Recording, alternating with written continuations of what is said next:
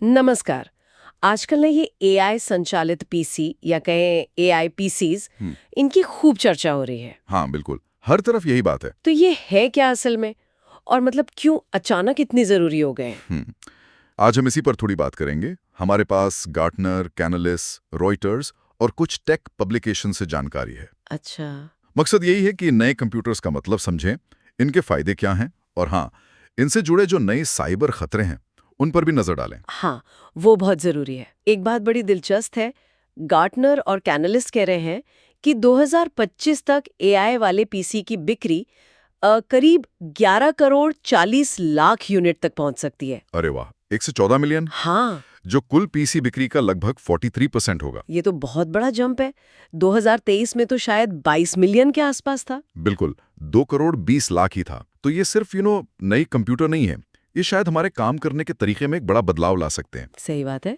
तो चलिए समझते हैं इसे। हाँ, तो सबसे पहले ये एआई पीसी क्या बला है, मतलब आम कंप्यूटर से अलग कैसे हैं? देखिए, सीधे शब्दों में कहें तो ये ऐसे कंप्यूटर हैं जिनमें एक खास चिप होती है, neural processing unit, NPU. NPO? अच्छा। हाँ, इसकी वजह से ना जो एआई वाले काम होते हैं, जैसे कुछ लिखना या मशीन लर्निंग वाले टास्क, वो सीधे कंप्यूटर पर ही हो जाते हैं। मतलब क्लाउड पे डिपेंड नहीं रहना पड़ता। काफी हद तक, नहीं पूरी तरह से नहीं, पर बहुत सारे काम डिवाइस पर ही लोकली हो जाते हैं। अच्छा, तो इसका फायदा क्या है फिर, मतलब रोजमर्रा के कामों में क्या फर्क महसूस होगा? बिल्कुल, कई फायदे हैं। सबसे पहला तो है रफ्तार, स्पीड, और फौरन जवाब, मतलब लो लेटेंसी। स्पीड कैसे? क्योंकि एनपीयू है, तो एआई वाले काम, मान लीजिए रियल टाइम में भाषा बदलना है या फोटो एडिट करनी है, हाँ हाँ। वो मिली सेकेंड्स में डिवाइस पर हो जाते हैं। डेटा को क्लाउड सर्वर तक भेजने और वापस लाने का इंतजार नहीं। अच्छा, वो टाइम बच गया। हाँ, और खासकर जो भारी काम है जैसे वीडियो एडिटिंग या फिर वो एआर वीआर, हाँ, वर्चुअल रियलिटी, उनमें तो अनुभव बहुत बेहतर हो जाता है। और खर्चे का क्या? आपने फायदों की बात की, क्या ये सस्ता भी पड़ेगा? हाँ, वो दूसरा बड़ा फायदा है, लागत और बैंडविड्थ की बचत। वो कैसे? देखिए, जब प्रोसेसिंग डिवाइस पर ही हो रही है तो क्लाउड कंप्यूटिंग का बिल कम आएगा, हाँ, सही है। और इंटरनेट पर भीड़, मतलब नेटवर्क कंजेशन भी कम होगा। अब सोचिए कोई बड़ी कंपनी है जहां हजारों कंप्यूटर हैं। उनके लिए तो काफी बचत होगी। बिल्कुल। और तीसरा बड़ा फायदा है प्राइवेसी, डेटा की गोपनीयता। अच्छा, वो कैसे? जब आपकी जरूरी जानकारी, आपकी फाइल्स डिवाइस से बाहर ही नहीं जा रही ज्यादातर कामों के लिए, तो फिर लीक होने का डर कम? हाँ, रास्ते में चोरी होने या इंटरसेप्ट होने का खतरा कम हो जाता है। लेकिन मैंने सुना है माइक्रोसॉफ्ट का एक रिकॉल फीचर आया है, उस पे प्राइवेसी को लेकर काफी सवाल उठे हैं। आपने बिल्कुल सही सुना। वो तो सब कुछ रिकॉर्ड करता है जो आप करते, स्क्रीनशॉट्स वगैरह। हाँ, और यहीं से थोड़ी चिंता शुरू होती है। वो फीचर दिखाता है कि डेटा डिवाइस पर रखना भी अपने आप में पूरी तरह सुरक्षित नहीं है। सवाल यह है कि डेटा कहाँ, कब तक रखा जा रहा है और कौन उसे एक्सेस कर सकता है। तो मतलब डिवाइस पर एआई होने से नए खतरे भी हैं? बिल्कुल, यहीं से इन नई क्षमताओं के साथ जुड़े नए खतरे सामने आते हैं। अच्छा, तो क्या खतरे हैं? क्या मतलब मेरे लैपटॉप पर जो एआई चल रहा है वही मेरी पर्सनल जानकारी लीक कर सकता है? हाँ, ये मुमकिन है। इसे कहते हैं मॉडल इन्वर्जन। Model inversion? हाँ, सोचिए हैकर आपके एआई मॉडल से चालाकी से सवाल पूछकर ये अंदाजा लगा सकता है कि मॉडल को सिखाने के लिए कौन सी तस्वीरें या निजी टेक्स्ट इस्तेमाल हुआ था। अरे, जैसे पहेली के टुकड़े जोड़ना। कुछ वैसा ही। एक और खतरा है मेंबरशिप इन्फ्रेंस। वो क्या है? इससे हैकर ये पता लगा सकता है कि क्या आपकी कोई खास जानकारी, जैसे मान लीजिए आपका कोई ग्राहक रिकॉर्ड, वो एआई को सिखाने वाले डेटा सेट में शामिल था या नहीं। बाप रे, ये तो प्राइवेसी का बड़ा उल्लंघन है, जीडीपीआर जैसे कानूनों का भी। बिल्कुल, ये जीडीपीआर जैसे नियमों का उल्लंघन हो सकता है। और क्या खतरे हैं? ये तो सुनने में ही खतरनाक लग रहा है। इसके अलावा डेटा पॉइजनिंग का खतरा है। डेटा पॉइजनिंग मतलब जहर देना? हाँ, एक तरह से।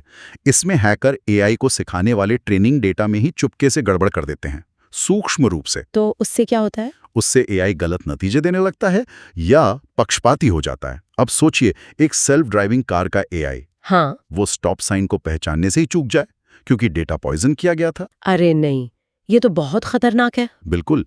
फिर बैकडोर हमले होते हैं, मॉडल में गुप्त ट्रिगर छिपा दिए जाते हैं। ट्रिगर? हाँ, जो सिर्फ खास इनपुट मिलने पर ही एक्टिवेट होते हैं और नुकसान पहुंचाते हैं। अच्छा।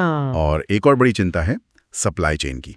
Supply chain? मतलब जहां से ये चिप्स और सॉफ्टवेयर आते हैं। हाँ, NPU chip, firmware update, AI के टूल, ये सब अक्सर तीसरे पक्ष की कंपनियों से आते हैं। हैकर यहीं सेंध लगा सकते हैं। मतलब कंप्यूटर बनने से पहले ही गड़बड़ है। हाँ, वो गड़बड़ वाला फर्मवेयर या सॉफ्टवेयर डाल सकते हैं इससे पहले कि कंप्यूटर आप तक पहुंचे। फिर साइड चैनल हमले, फर्मवेयर हमले, लिस्ट लंबी है। ओह, तो इतने सारे खतरे हैं। क्या इनसे बचने के तरीके भी हैं या फिर हम बस उम्मीद करें कि कुछ बुरा ना हो? नहीं, तरीके हैं और उन पे काम हो रहा है तेजी से। जैसे कि देखिए, एक तो है जीरो ट्रस्ट खरीदारी, मतलब सिर्फ भरोसेमंद वेरीफाइड वेंडर से ही सामान खरीदें। हार्डवेयर असली है या नहीं, इसकी क्रिप्टोग्राफिक जांच हो। ठीक है। और डेटा के लिए डेटा को सुरक्षित रखने के लिए एन्क्रिप्टेड फीचर स्टोरेज, मतलब मॉडल के जरूरी हिस्सों को एन्क्रिप्ट करके स्टोर करना। और डिफरेंशियल प्राइवेसी। डिफरेंशियल प्राइवेसी वो क्या चीज है? उसमें ट्रेनिंग डेटा में थोड़ा सा गणितीय शोर, मतलब नॉइज मिला दिया जाता है। इससे किसी एक व्यक्ति की जानकारी निकालना बहुत मुश्किल हो जाता है। अच्छा, ये तो चालाकी भरा है। हाँ, फिर फेडरेटेड लर्निंग है।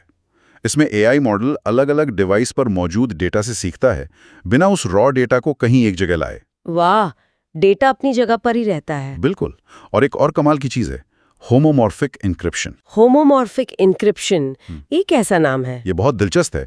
ये एन्क्रिप्टेड डेटा यानी ताला लगे हुए डेटा पर ही गणना करने देता है। बिना ताला खोले? हाँ, जैसे आप किसी बंद बक्से के अंदर रखे सामान को बिना बक्सा खोले ही तौल लें। अरे वाह, ये तो कमाल का है ना?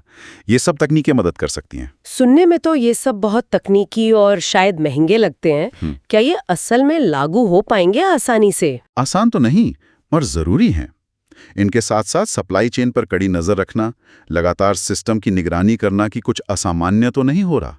और हाँ, कर्मचारियों को इन नई एआई खतरों के बारे में ट्रेनिंग देना भी उतना ही जरूरी है। रेड टीमिंग अभ्यास करना, मतलब जानबूझकर हमले करवा के सुरक्षा जांचना। तो मतलब एक मल्टी लेयर्ड अप्रोच चाहिए। बिल्कुल, कोई एक जादुई समाधान नहीं है। तो कुल मिलाकर ऐसा लग रहा है कि एआई वाले पीसी तो आने वाले समय की हकीकत है। वो गार्टनर का अनुमान याद है? 2026 तक कंपनियों में यही डिफॉल्ट कंप्यूटर बन सकते हैं। बिल्कुल, ये आ रहे हैं और तेजी से आ रहे हैं। इसलिए अब जरूरी है कि हमारे जो पारंपरिक साइबर सुरक्षा के तरीके हैं, उन्हें हम विकसित करें, अपडेट करें। हाँ, अपडेट करें, ताकि वो एआई केंद्रित जोखिमों को भी संभाल सकें। हार्डवेयर स्तरीय सत्यापन, एन्क्रिप्टेड एआई प्रोटोकॉल और लगातार खतरे का मूल्यांकन, ये सब अब नॉर्मल प्रैक्टिस का हिस्सा बनना होगा। से हम इन शक्तिशाली सुविधाजनक मशीनों को अपना रहे हैं। एक बड़ा सवाल मेरे दिमाग में घूम रहा है, क्या हम अनजाने में सुविधा के लिए अपनी सुरक्षा और प्राइवेसी के साथ सौदा तो नहीं कर रहे? ये एक बहुत बड़ा सवाल है।